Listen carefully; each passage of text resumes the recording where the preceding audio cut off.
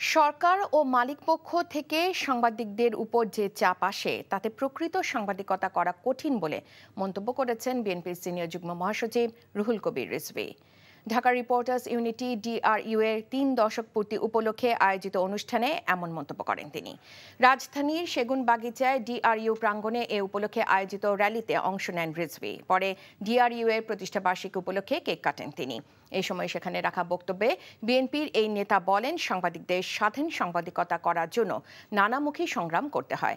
এই লড়াইয়ের মধ্য দিয়েই দলমত নির্বিশেষে নিরপেক্ষভাবে সাংবাদিকতা চালিয়ে যাওয়ার আহ্বান জানান তিনি।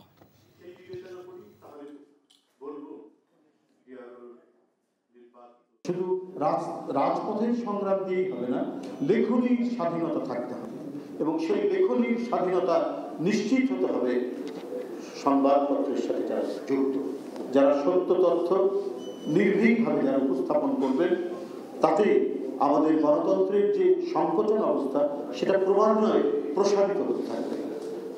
এই প্রসারমান গণতান্ত্রিক পরিবেশ এবং সমাজ, রাষ্ট্রের গণতান্ত্রিক বিকাশ সমস্ত কিছুই নির্ভর করে যে কতখানি সংবাদপত্র স্বাধীনতা ভোগ করছে।